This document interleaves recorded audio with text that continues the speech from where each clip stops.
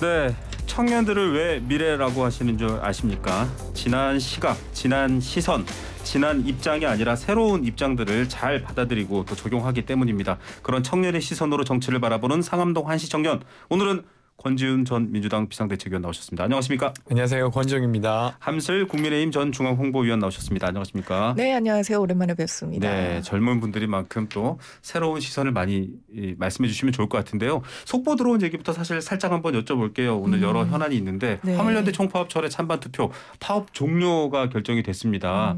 민주당에서는 협상과 다시 대화 테이블을 열겠다라는 입장이고 정부는 좀 강경 대응의 입장이었습니다. 어쨌든 일단 일터로 돌아오니까 정부의 요구도 수용된 것 같은데 요 결정 어떻게 보는지 각자 한 분씩 논평 부탁드릴까요? 저는 일단 다행스럽다고 생각하고요. 근데 또 한편으로는 많이 아쉽습니다. 왜 그러냐면 이 파업이 발생했던 게 지난 6월에 네. 국토부와 화물연대가 사실 합의한 내용이 있었습니다. 그게 역시 이제 안전운임제 품목 확대 그리고 일몰제 연장에 대해서 논의하기로 했었는데 사실은 정부가 그것을 거의 지키지 않았어요. 그러니까 국회에서 한 번 정도 논의가 있었지만 정부가 이걸 챙기진 않았었거든요. 근데 그렇게 발생한 그런 이유로 발생한 파업이었는데 사실은 조정을 해야 될 정부가 싸움의 심판자로 나서가지고 이 국면을 더 어렵게 했었죠. 예를 들면 서울지하철 노조만 해도 파업이 일어난 지 하루 만에 오세훈 시장이 구조조정 그 계획을 철회하면서 사실은 파업이 그러니까 종결되었어요. 근데 그런 식으로 좀 협상을 하지 않았던 정부의 모습은 저는 많이 부적절했다고 생각합니다. 예. 네, 저도 이번 속보 소식에는 뭐 다행스럽다는 입장은 마찬가지인데요. 저는 반대로 이번 파업의 색깔 자체가 좀 너무 정치적이었다고 봅니다. 민노총 홈페이지에 들어가 보시면은 뭐 한미 동맹에 대한 이야기가 나오고 너무 정치적으로 반대를 위한 반대가 목소리가 너무 컸었는데 일단은 그런 소식에는 저도 다행스럽다는 입장 전해드립니다. 네. 네. 다시 협상 테이블로 왔다 이렇게 봐야 될까요? 저는 그래도 좀 부연하고 싶은 부분은 그러니까 지금도 승용차에 비해서 화물 기사분들의 교통사고율이 2배 정도 높아요. 그리고 화물차의 사고는 사망률로 이어지는 마련인데 근데 그런 상황을 그냥 두고만 보는 것이 정부의 역할인가 이런 질문은 좀 하고 싶고요. 사실 안전운임제 관련해서는 효과에 대해서는 의견이 좀 분분합니다만 실제로 그 안전운임제가 적용되는 전체 화물기사의 6% 정도는 노동시간이 줄었다는 거예요. 근데 그런 면을 완전히 빼고 이게 정치 파업이다 이렇게 주장하는 건 저는 좀 무리스럽지 않나 싶습니다. 일단은 지금 전 산업이 지금 일시정지 상태이고 여러 가지 불편을 겪고 있는 상황에 대해서 서로 이제 의견을 좀 더 조율하고 이런 상황이 온 것은 다행스럽다라고 얘기를 드리고 싶네요. 예, 자, 뭐 파업 종료 결정이 났습니다. 대통령의 또 북핵 위협에 해당하는 아주 경제를 위협한 행동이다라는 발언도 있었고 여러 논란이 다시 다른 국면에서 좀 대안을 마련하는 방식으로 국민 경제에도 도움이 되고 화물연대가 주장하는 어려움에도 좀 해결이 되는 결정을 기대해 보겠고요. 자, 또 다른 속보가 지금 요 시간대 요즘 속보가 많이 나옵니다. 이재명 당대표의 최측근인 정진상 지금 구속돼 있는 상태인데 기소됐습니다. 수뢰, 부패방지법 위반 등 4가지 혐의로 검찰이 이제 기소를 했습니다. 요 얘기 관련해서 여쭤볼게요. 지금 남욱 변호사가 이른바 전원 형태로 들었다, 했다더라 라는 얘기로 이제 발언을 많이 하면서 보도가 돼가고 있습니다. 여기에 대해서 이재명 대표가 연출도 연기도 별로다라고 얘기를 했습니다. 아마 검찰과 남욱 씨를 이제 좀 싸잡아서 비판한 얘기인 것 같은데 남욱 씨는 캐스팅하신 분이 왜 발연기 지적이냐 이런 표현을 하고 있습니다. 이 국면은 어떻게들 각자 해석하고 있는지 말씀해 주시겠어요? 저는 이 비유가 굉장히 좀 흥미로웠다고 생각을 해요. 뭐 왜 연기에 대한 얘기를 하냐면 모든 것이 이제 각본에 짜여져 있다라는 이재명 대표의 주장인 것인데 남욱은 여기에 대해서 다큐멘터리다라고 반박을 했거든요. 다큐멘터리라는 것은 사실을 얘기하는 거다. 난 지금 사실대로 얘기하고 있는 거다라는 것을 비유적으로 얘기를 한 건데 이 모든 것을 대한민국 검찰이 연출하고 지시하고 했다고 보기에는 이재명 대표 본인도 굉장히 부담스러울 것이라고 봅니다. 요즘 이재명 대표 TV에 나오시는 모습 보면은 정말 잠을 못 주무시는지 얼굴이 정말 말이 아닌 것 같거든요. 저도 그런 게 느껴지는데 전원도 정황상 법률적 판단의 근거가 되고 증거로 채택되기도 합니다. 자신의 의견과 맞지 않는다고 대한민국 검찰의 수사와 그리고 사법부의 법률적 판단을 모두 허구로 부정해서는 안 될 것 같고요. 지금 계속해서 이재명 대표의 이런 행동들을 보면 저는 이재명 대표가 이제는 제대로 리플리 증후군에 빠져 있다. 이 리플리 증후군이라는 것은 거짓말을 하도 하다 보니까 그 거짓말 속에 자신이 살고 있다. 이게 진짜다라고 믿게 되는 어떤 질환이죠. 이제 정신적인 영화에서 질환. 나오는 예, 얘기죠. 많이 네. 나오는데요. 이재명 대표 리플리 증후군이다라고 생각됩니다. 네, 네. 전원이 이제 증거 능력이 있는지는 좀 또 법률가에 따라 사법부가 다릅니다. 판단할 네네. 내용이죠. 어떻게 네. 보십니까? 일단 뭐 이재명 대표의 말이나 남욱 변호사의 말이나 지금 의심되는 혐의에 대해서 뭐 추가적인 사실과 관련된 것은 아닙니다. 네. 그러니까 되려 감정적인 것이죠. 근데 저는 뭐 예를 들면 민주당 입장에서는 사실은 지금 이 사안이 유동규 본부장과 남욱 변호사의 주장에 네. 근거하고 있어서 주장만으로 사실 돈을 받았다 이렇게 주장할 수는 없지 않습니까? 사실은. 예. 그렇기 때문에 재판 결과를 봐야 된다라고 보고 그리고 돈을 받지 않았다라고 무고함을 주장할 수 있다고 생각합니다. 이재명 대표 입장에서. 네. 근데 하지만 이 사안은 정진상 실장과 지금 김용 부원장이 법원에 의해 구속된 거예요. 예. 그러니까 검찰의 주장일 뿐만 아니라 법원에 의해서 구속되었고 물론 그것 자체가 유죄가 확정된 것은 아닙니다. 전혀. 예. 근데 그렇다 손치더라도 법원에 의해서 이게 인정되었기 때문에 저는 이재명 대표가 이 검찰의 수사 전체가 조작이다 이런 방식으로 말하는 건 적절하진 않다고 생각합니다. 네. 그러니까 되려 저는 나와 함께 했던 사람들을 믿는다. 그리고 기다려보겠다. 이 정도 메시지가 적절하지 검찰이 다 조작하고 있다 이렇게 보는 것은 네. 저는 국민들이 보기에 좀 불편하다고 생각합니다. 예.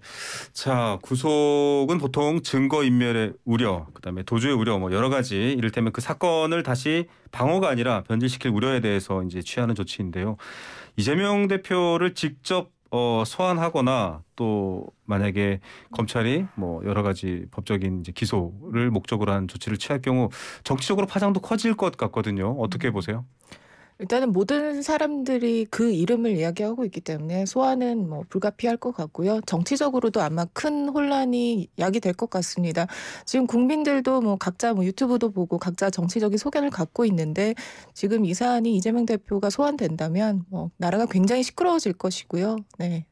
굉장히 네. 어려워질 겁니다. 네. 자, 그렇게 네, 말씀하시죠. 저는 좀 다르게 보는데 그러니까 지금도 김용 부원장이랑 정진상 실장이 돈 받았다라고 할 수 있습니까? 없는데 구속까지 했지 않습니까? 네. 그런 상태에서 이재명 대표는 계좌까지 진짜 되게 여러 번 네. 지금 털어서 다 보고 있어요. 근데 이런 상태에서 유동규 본부장이 내가 받은 돈이 이재명 대표에게 흘러갔다라고 하는 주장만으로 소환된다고 하면 그건 약간 대한민국 자체가 그냥 검찰이 소환하고 싶은 사람들은 다 소환할 수 있는 그런 되게 무법 상태가 되는 것의 상징이라고 생각해요. 예. 그래서 전 지금 단계에서 이재명 대표를 소환한다거나 이런 거는 좀 무리스럽지 않나 싶습니다. 이게 사실은 남욱 씨와 이제 김만배 씨 재판정에서의 증언을 보면 이제 남욱 김만배 씨 측에서는 이제 입장을 아직 번복하지 않았습니다. 그래서 돈을 전달한 걸 받느냐, 누구에게 줬느냐라고 하니까 남욱 측 변호사가 이제 모른다. 그건 이 상황에서 이제 말씀하셨던 것처럼 이 소환이라는 게 어떻게 보면 약간 좀 정치적 의도로 검찰이 좀 정치에 개입하는 의도로 읽혀지게 될 경우 오히려 여당 입장에서는 좀 곤혹스러울 수도 있잖아요. 그래도 조사받을 건 받아야 되겠죠. 네. 예. 자, 어떻게든 뭐 재판을 앞두고 이재명 대표가 또 다른 방식으로 국민들한테 소명을 하거나 표현하는 방식이 있을지는 모르겠습니다만 민주당 내에서는 이제 벌써부터 넥스트 얘기가 나오고 있습니다. 이거를 두고 이제 여러 지금 좀 뭐랄까요? 당내에서는 굉장히 좀 거친 분위기가 있을 것도 같거든요. 이건 뭐 저는 어떻게 이제 되는 부분인지 모르겠습니다만 박영선 장관이 출연해서 한 말도 있고요. 공천권 내려놔라. 이런 부분들 어떻게 보세요? 그러니까 사실은 뭐 저는 이런 부분이라고 보는데 사실 민주당이 어떤 명분을 가지고 있었던 정당이었다고 생각합니다. 과거에 네. 김근태 혹은 아니면 김대중, 노무현으로 상징되는 그런데 지금의 민주당은 어떤 명분을 가지고 사람들을 설득하고 있는가라고 했을 때 그것이 잘 보이지 않아요. 네. 사실 고양이 탈을 쓴 호랑이라고 하는 것도 반대되는 개념은 기백이 넘치는 호랑이라고 박영선 장관이 이번 연도 5월에 썼었던 글입니다. 네. 그러면서 이제 노무현 대통령을 이야기했어요. 그러니까 지금 이재명 대표와 관련된 논의들이 어떤 명분을 가지고 싸우는 것이 아니라 네. 되게 그런 것들은 전혀 보이지 않는 것에 더 씌워져 있다라는 것에 대한 우려였고 네. 그것이 계속된다고 하면 분당에 대한 것. 그러니까 사실은 본인이 분당에 대한 이야기를 먼저 시작한 것은 아니고 네. 그 진행자께서 분당 어떻게 될 것 같냐라고 하니까 거기에 대한 대답으로 고양이 탈 쓴 호랑이 네네. 이야기를 하셨던 거거든요. 그렇죠. 그래서 근데 그런 우려는 지금 민주당 내에 존재하는 것이 사실이고 예. 저는 지금처럼 예를 들면 민주당이 하는 모든 것들이 있는 그대로 잘 받아들여지지 않고 이재명 대표의 측근의 사법 리스크로 덮여지는 것에 대해서는 우려가 있고 그것이 지속되면 어떤 다른 논의가 필요하지 않을까 싶습니다. 예, 지금의 이 싸움이 민주당이라는 정체성이나 이름에 맞는 싸움인지는 한번 생각해 보자 이런 말씀이신 것 같아요. 물론 다른 저는 당입니다만. 오 대변인님께서 하신 말씀 중에서 좀 와닿는 부분이 있었는데요. 제가 비록 민주당과 뭐 정치적인 성향도 다르고 다른 노선을 갖고 있지만 노무현 전 대통령 말씀하셨을 때 그분이 민주당에 계셨을 때 그 울림이라든지 그리고 민주당이 민주당으로서의 존중받고 또 함께 협치할 수 있는 그런 당이었었던 기억이 저도 분명히 있습니다. 네. 충분히 존중받고 함께 가야 될 대한민국의 역사라고 생각을 하는데 지금의 민주당에게는 저는 그런 모습 찾을 수 없을 것이라고 생각합니다. 그리고 많은 민주당 당원분들께서도 스스로 그것을 이제는 생각하실 거라고 생각합니다. 혹자는 그 이재명 대표를 뭐 뻐꾸기로 비유하기도 하더라고요. 네. 뻐꾸기는 자신의 알을 다른 둥지에 놓고 네. 그리고 다른 새들은 그게 자신의 알인 줄 알고 열심히 그것을 네. 보듬고 감싸고 있는 것이죠.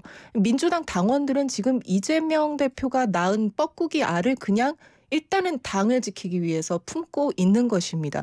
그런데 지금 국민들이 봤을 때 민주당 전체와 다른 당원분들이 안쓰러워 보이지 않을까 네. 스스로도 좀 생각을 해보셨으면 좋겠습니다. 자, 권지웅 위원께 네. 한마디 요건 여쭤봐야 될 것 같아요. 네. 이제 해법을 또 젊은 세대에서는 많이 제시할 것 같습니다. 뭐 이제 분당 얘기까지 굉장히 멀리 나간 아직은 왜냐하면 실현 여부를 알 수 없기 때문인데 그 얘기가 아니라 이제 이 상황에서 아까 뭐 당대표가 취해야 될 여러 가지 얘기를 하셨습니다만 당이 지금 이런 위기를 어떻게 풀어가야 됩니까? 그냥 뭐 무조건 다르다, 위기다 이렇게 끝날 수 있는 건 아니고 해법을 제시해야 될 것 같아요. 그러니까 지금 이런 국면이 된 것은 사실은 정진상 실장과 김용 부원장이 구속되면서 이런 국면이 네. 만들어졌습니다. 마찬가지로 저는 가까운 측근이 만약에 어떤 돈을 받았다는 조금 더 구체적인 무언가가 나온다고 하면 그것이 국면이 될 거라고 생각합니다. 네. 반대의 경우도 마찬가지죠. 예를 들면 이 어떤 돈을 받았다는 주장 자체가 그냥 주장에 머무는 것이라고 하면 또 다른 국면이 만들어지겠죠. 예. 근데 그것이 만들어지게 되면 저는 예를 들면 어떤 논의가 있을 거라고 생각하고 네. 그것이 이제 당대표께서 공천권을 내려놓는 것이든 아니면 다른 어떤 것이든 논의하지 않을까 싶고요. 예, 제가 지금 단계에서 막 이야기하기는 그렇죠. 좀 어려울 것 같고요. 근데 네.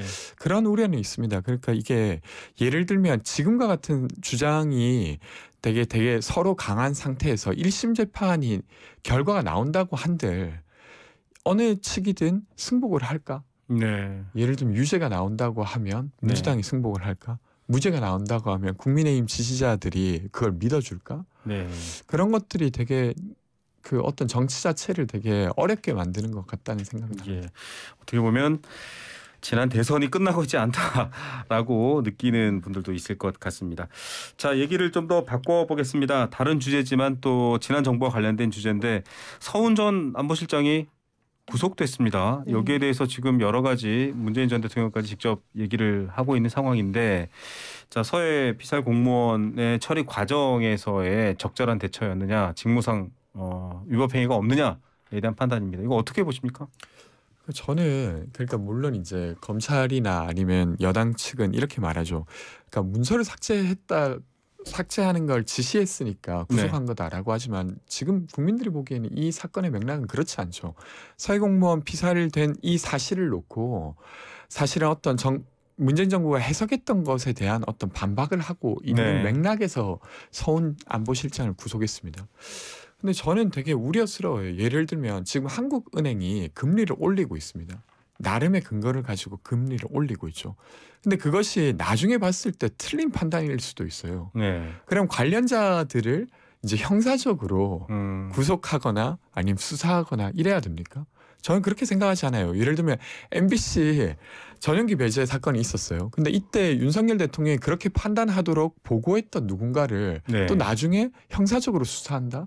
전 적절하지 않다고 생각합니다. 그러니까 네. 전 정부의 통치 행위인데 이것은 어떤 사실에 대한 정보를 모아서 해석을 한 것인데 그것을 가지고 이렇게 사법적으로 접근한다는 것 자체가 정치를 역시나 위축시키는 거라고 생각합니다. 네.